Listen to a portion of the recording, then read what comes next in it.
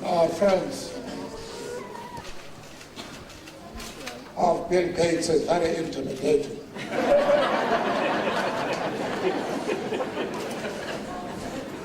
But I hope that my height is not so intimidating.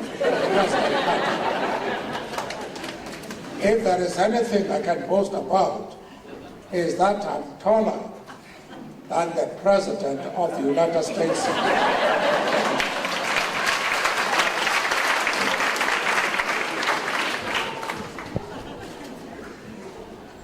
Now, the question of stigma against people suffering from HIV is a very serious one, which is a matter of concern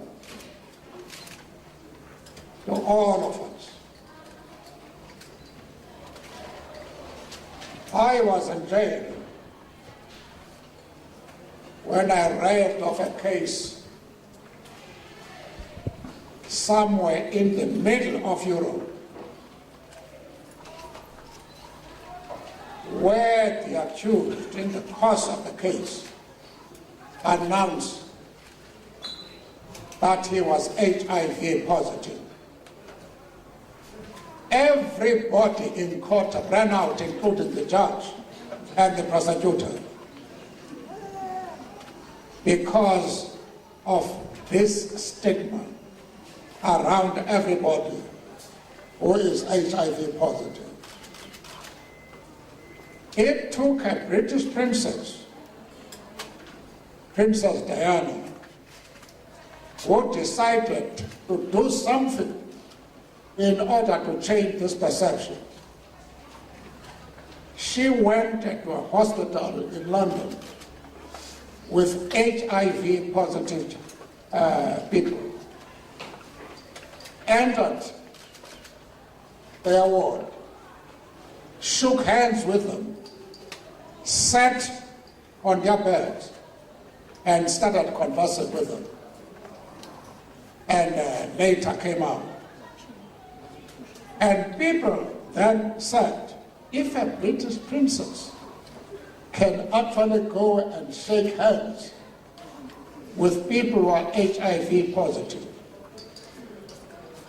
why should I be afraid of doing the same thing?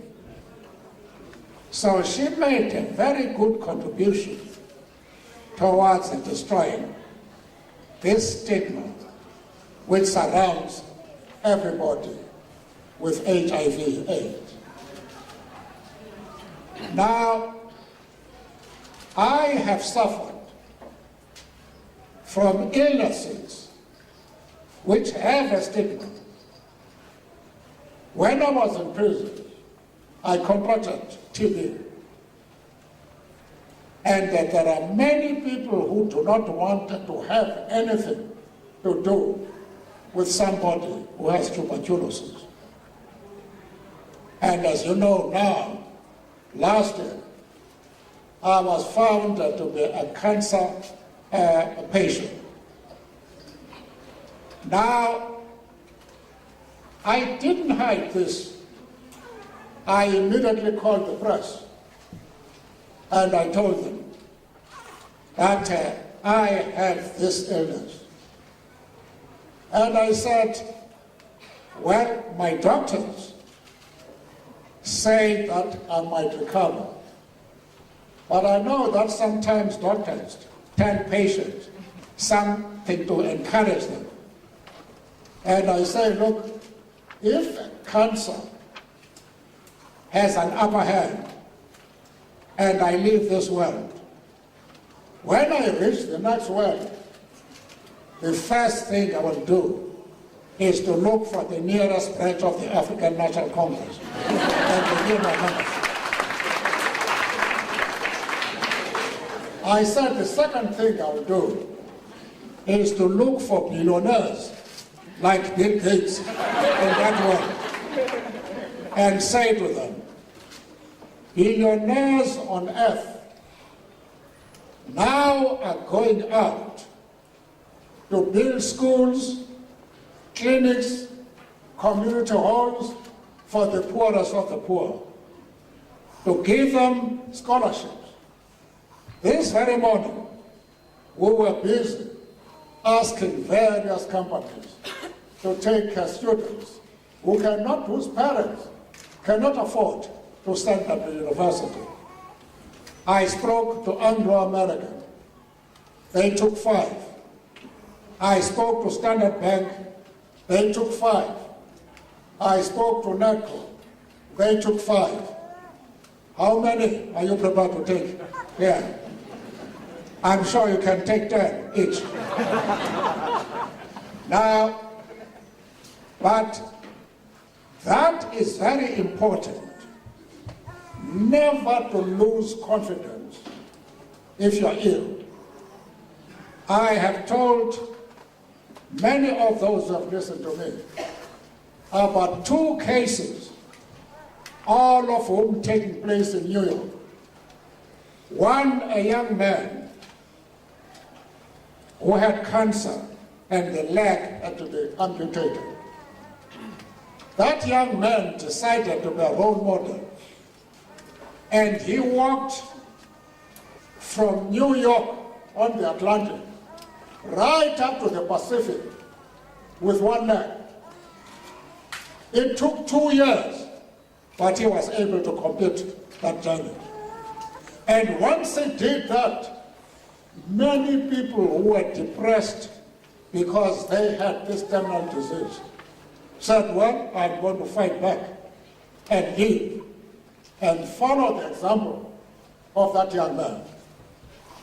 Then there was another case again on the Atlantic of a young lady who had cancer of the womb. And the top gynecologist said to her, never have children, because if you do, you'll die. She was determined to have children. By the time I read the story, she had 2 children, and she was still going strong.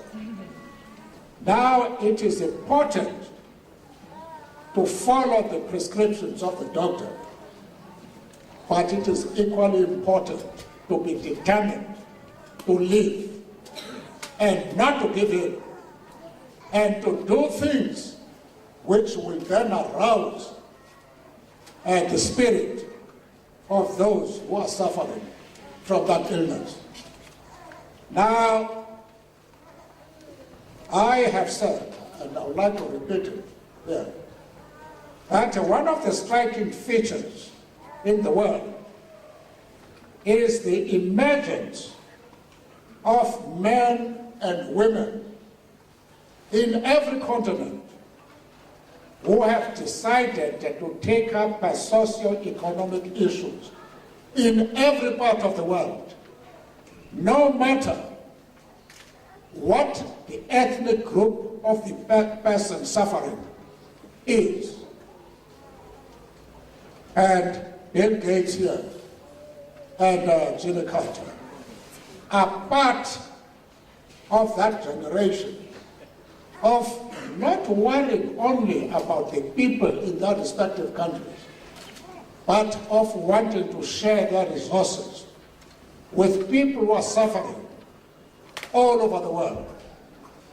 That is one of the things which is going to leave many people who haven't got the means full of hope and determined to fight in order to overcome whatever terminal diseases that they have. This is what you are achieving, Bill. This is what you are also achieving, Jimmy. And you are setting an example to people who have the means of what they should do in order to live as human beings, happy and full of hope.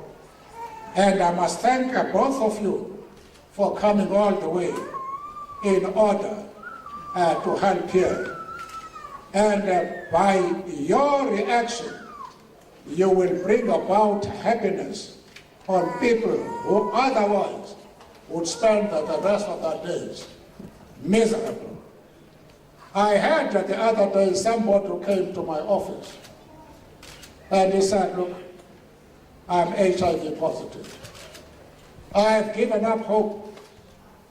But as a result of people who are courageous, and you mentioned them, and who have not hidden that they have got terminal diseases, which normally ought to give rise to stigma, they themselves have taken the initiative to ensure that they give an example that that stigma does not affect them.